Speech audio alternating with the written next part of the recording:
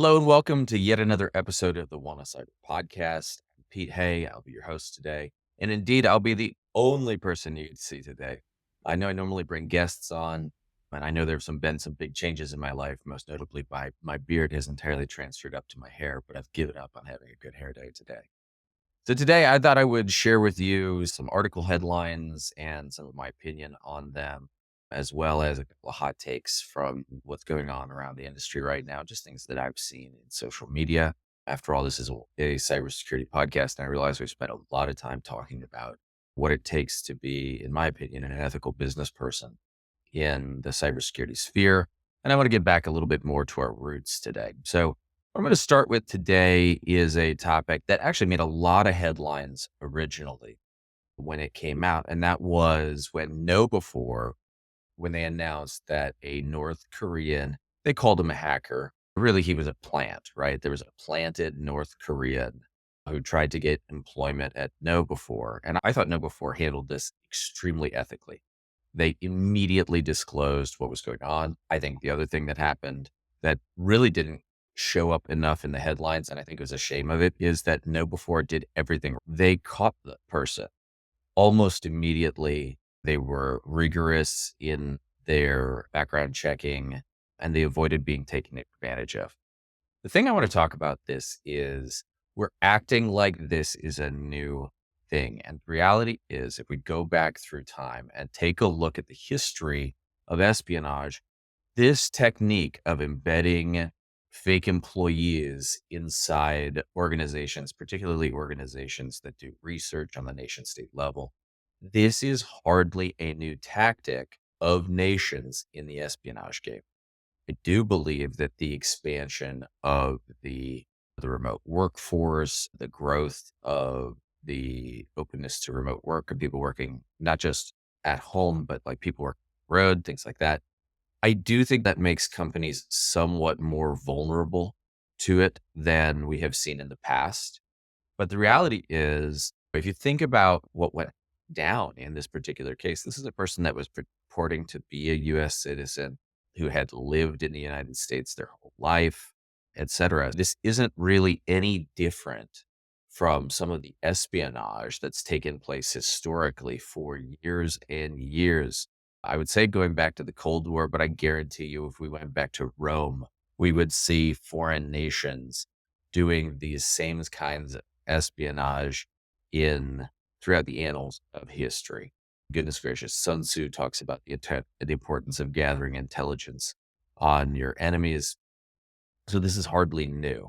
I do think that this is one of the first times that it's publicly disclosed. I think a lot of organizations who face this kind of threat want to keep their dirty laundry in house, so to speak. And so to that point, I really admire the way KnowBe4 came public with it. And then I think their point behind some of this is a real risk that people are facing. I encourage you to take a look at the article. We'll make sure that the links are posted in the comments. I'm not going to read you the article. All of you know how to read.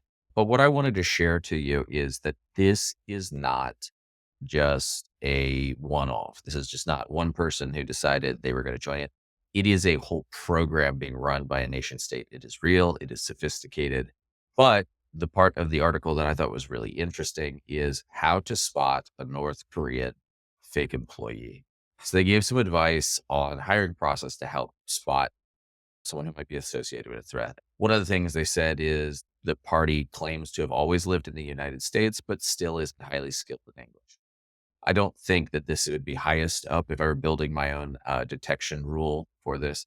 I don't think that that'd be the highest alert that I would have. I don't think a person not being skilled in English is an indicator, nor do I think it should be treated as an indicator that they may be a plant or someone engaged in espionage. But what I would say is the rest of the paragraph, using a fake identity, a fake ID credential, fake work history, all of those things fail secondary validation.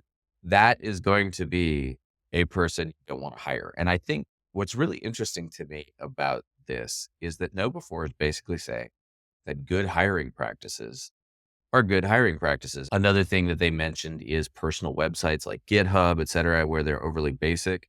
The quote was something along the lines of, they say something, but it amounts to nothing. And the point here is, guess what? That's also an indicator of a person who is not necessarily a good employee. Speaking from my personal history, there was a point in time where, as a young man, I was lazy. I can remember times like in high school where I would put 10 pounds of effort into avoiding 5 pounds of work. This really reminds me of that. And you know what? There are job candidates who are like, man, I know I need to have a GitHub page, but there's not really anything of note on there. I would far rather see a GitHub page that has even failure, even like vestigial attempts to do a thing, and they're just documenting their efforts and their path to learn, et cetera.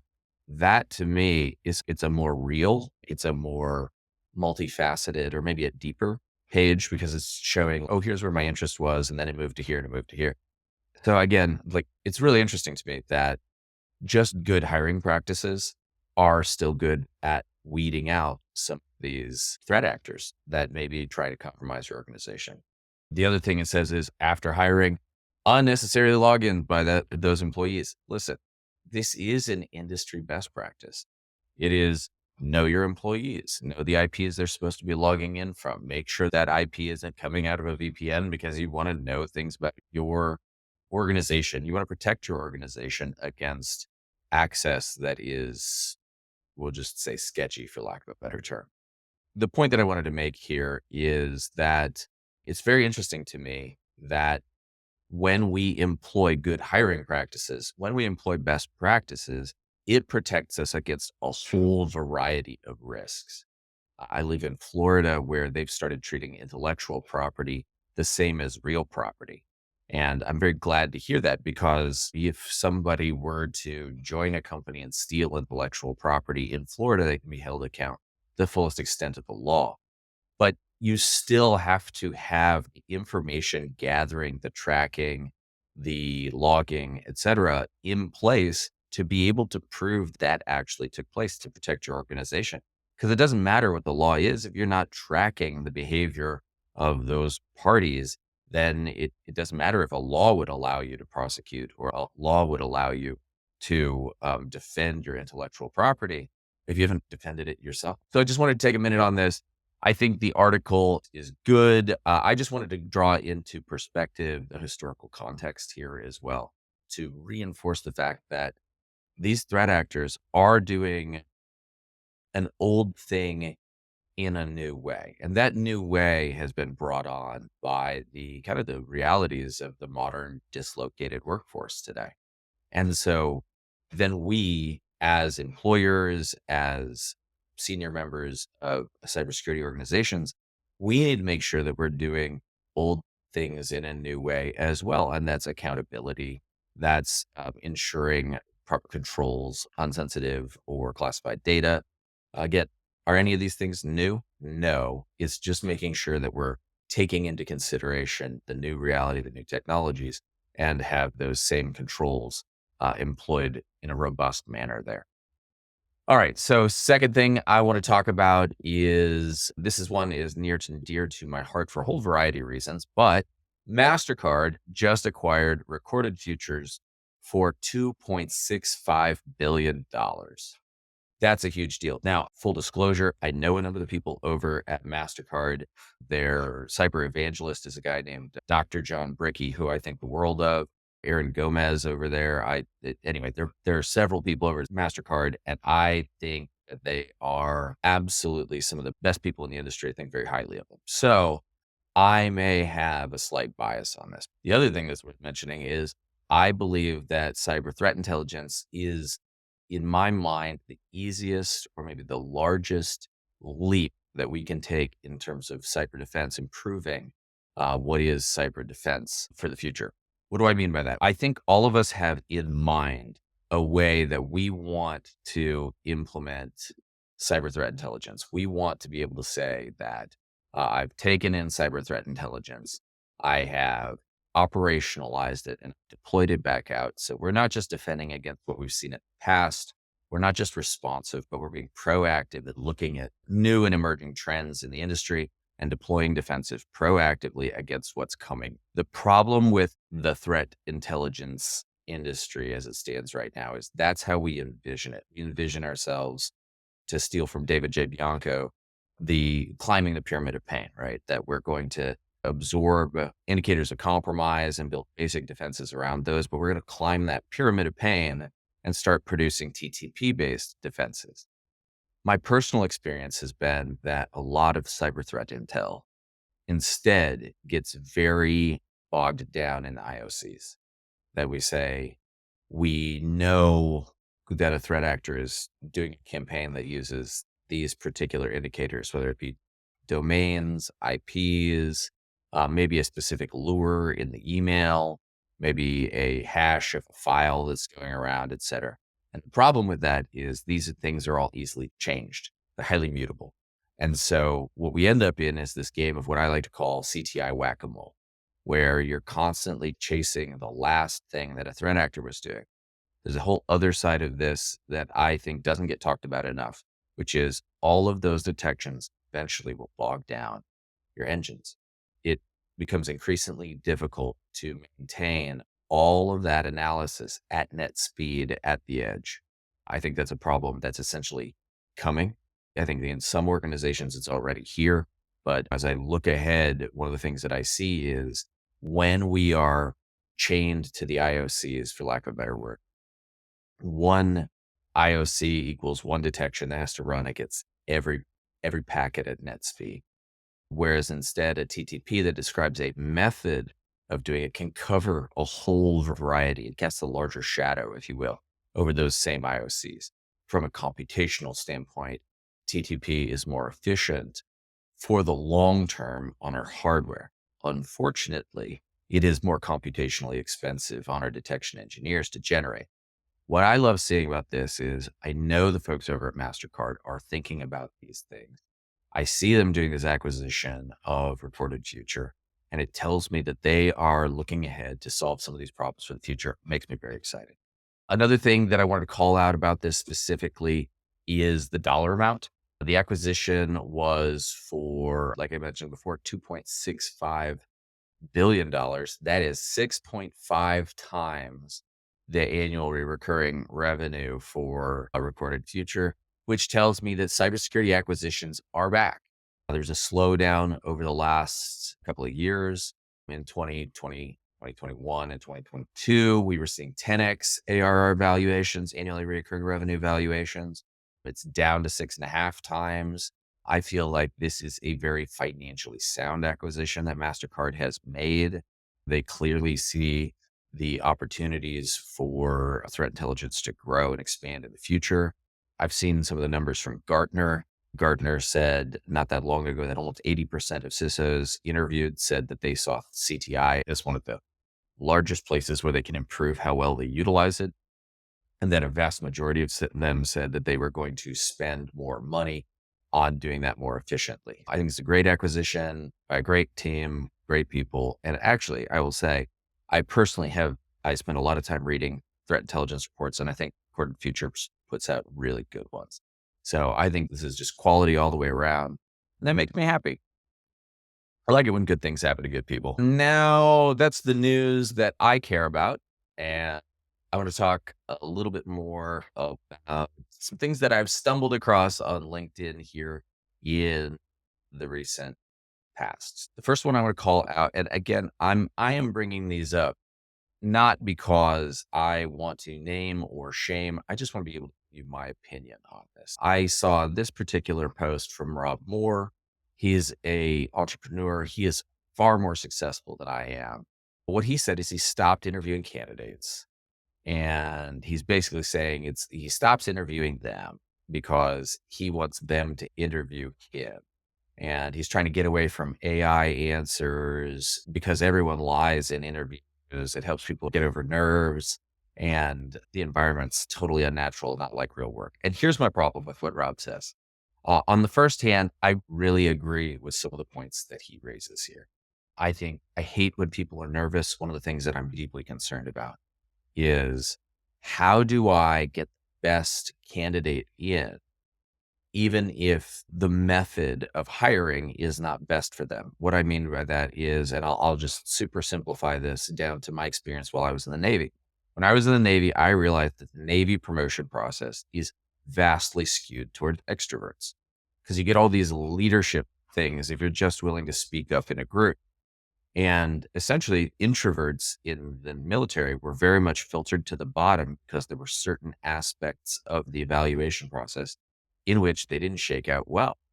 And so, really competent, really qualified, really capable people were getting passed over for promotion, or at least at the very bottom of the list for promotion. They would have to face multiple cycles before they would actually promote. And it was purely because they were an introvert, not an extrovert. I don't like that. My feeling is I want the best person for the job, not just the person who likes talking to me the most or portrays themselves in a manner that I, as someone who can pretend to be an extrovert well, I receive that well.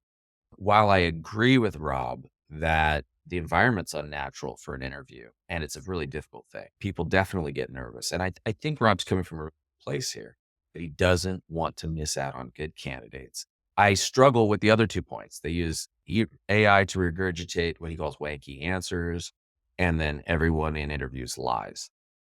Here's the thing. I think that is actually a systemic issue from the types of job postings that we're listing. And what I mean by that is you've heard me talk previously about how we went through an effort to simplify our interview process, where we put fewer lines, fewer requirements. And instead of looking for a reason to disqualify people, we started looking for a reason to qualify them, which means that we are actively looking at their resumes to see if there is a line item on their resume that actually fits with one of ours, as opposed to just doing a simple word search and saying, I don't see the word there, therefore they aren't qualified. That's the first thing. I think a large part of the reason that people lie in interviews is because they have entirely too many requirements and there isn't a real candidate who actually has expertise in all of those things. I think he's essentially using his interview method to solve a problem that is better solved elsewhere. That's my point. As far as using AI to regurgitate wanky answers, my position on AI is this. It is a tool no different than a calculator. I remember a point in time when I was in high school, maybe middle school, and a teacher said to me, no, you can't use a calculator because you're not always going to have a calculator as an adult. And the reality of that matter is I have sitting in my pocket a calculator that has more compute power than we had available in the entire world in the 1980s. We all have calculators. AI is here to stay. It's not going away. We're going to have more of it, not less of it in the future. It's better, not worse. I don't really care if a candidate uses AI. I care that a candidate can solve problems. Ultimately, that's what I'm hiring them for. I don't want rote regurgitation. I don't care if they use AI, but as long as they show me that they've given it thought, they've processed through, if they show me they're writing good prompts, to me, it's a non-factor. So he reversed the interview where they interview him.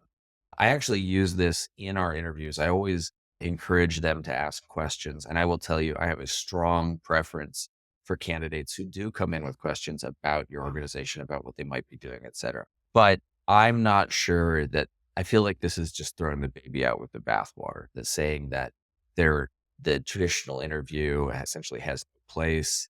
It seems like too much. He said he almost wants to make this the law that you have to do it this way. And I get it. It's social media. We're always a little over the top. But this is just one of those things that I worry that in this case, it's the same problem. There are some people who will be more comfortable asking him questions. They may be different candidates, but you're still self-selecting down and you run the risk of selecting away from candidates of a specific personality type. So I know he's trying to solve a problem. I respect his effort. I just question whether or not this will actually achieve the result he's looking for. So that's the first one. Second one I want to talk about is a friend of mine, Joe Slowick. I say friend. I've met him a couple of times.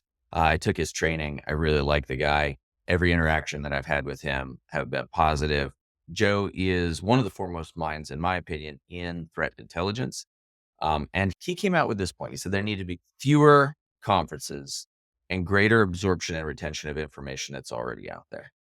He says he likes the feeling of greater community engagement, but so much happens that passes through without any ability to learn and process. And we're basically pushing the same rock up the hill on this.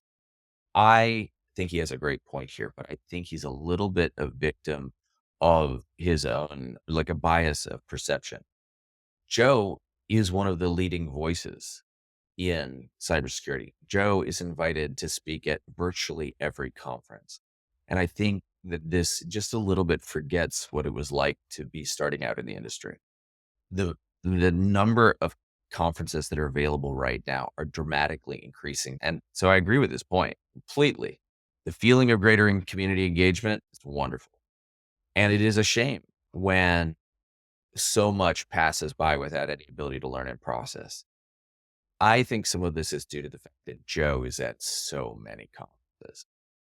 When I'm attending one, maybe two conferences a year, there's time to learn and process. If I were to add a critique to this, I really dislike all of the other things that surround the conference or interfere with the conference, the interviews, the podcasts, the parties, etc. I think it makes it harder to take the conference seriously as a learning opportunity. It's actually why, though I nostalgically love DEF CON, it's not my personal favorite of the conferences. One, DEF CON requires that every talk be like really innovative and a first heard. I think that's cool, but the quality of a talk is not wholly limited to its originality. There are lots of things that people want to learn. In fact, I would say, I think it was DEF CON 20-ish. They had a DEF CON kids track. And as I was sitting there looking through the list of talks, I realized I felt that the talks in the DEF CON kids track were superior in terms of value to the average attendee than the talks that were in the main tracks. At the same time, I felt very awkward about trying to attend a bunch of kids talks, so I did not. I actually would love to see a DEF CON beginner track. I know that there's actually Josh Mason is setting up the Noob Village, and I think that that may be the way to carry this forward and have talks that are relevant, because my feeling is everybody's an expert in their field, but this industry is so wide. There are so many things that we're not experts on. And so you might be a brilliant reverse engineer, but you may not have done a ton of embedded systems or industrial control work. And an advanced talk on industrial control systems is interesting, but it's not as useful to you as something more introductory. I saw a talk on hacking elevators, which was very well done for a beginner level. But the point was, because it was available at the beginner level where essentially everyone was, very few of us are experts in hacking elevators. And so it was the appropriate talk. My hope that the new village makes some of this more accessible. Back to Joe's point, I think Joe's got the right of it, which is if you go to a conference, make sure you take as much of it out of it as you possibly can. If you're the sort of person who goes to a bunch of conferences, there may be too many. There may be too many for you to go to all of them. And maybe it's time for us to narrow the focus of some of those conferences to specific topics instead of specific regions to make it more accessible to the various experts in those fields or to the people who are trying to generate expertise in a field.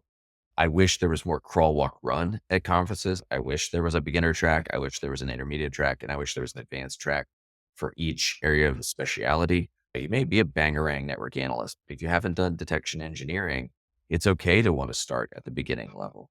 So that's my take on this. I think he's absolutely correct, but I think he's suffering a little bit from his own personal bias in how he describes it. Still love the guy though. All right. And the last one I want to talk about is Kyle Hansloven. He posted about the importance of bringing your life into balance. And I thought this was really significant because he posted this I was going to say in the same week, but he actually posted it yesterday. So he posted it a week after Huntress announced that they had hit what's being called Centaur status now, which is $100 million in annually recurring revenue. By any standard, his company is a wild success. And it just, my opinion, that part of the reason Huntress has done it is that they've maintained humility. They've done business the right way. They've maintained a customer focus. I would almost say like a servant-like attitude. In his book, Good to Great, Jim Caldwell was talking about what he ended up calling a level 5 leader, but he said he almost wanted to call it a servant leader at that point. And what I have noticed is that Huntress has maintained that like service-oriented effort when it comes to how they do business. And it's not surprising because Kyle, John Farrell, Chris Bisnet, the guys that started that company, they're tremendous people of very serious character. So it's not surprising to see that their organization has taken on those characteristics. But I love that Kyle, even in the week where he should be feeling on top of the world, and I hope he is, he's still focused on giving back to people and saying, bring your life into balance. Don't get unbalanced. I just, I think this is really important. And I want to close out our time today saying, I cannot tell you how important and wise I think it is to make sure that your life is in balance. Kids, family, are incredibly important. Taking care of yourself is also incredibly important. Kyle says gym time, travel, dating, etc. I would add therapy to that. I'm a big believer in going to therapy.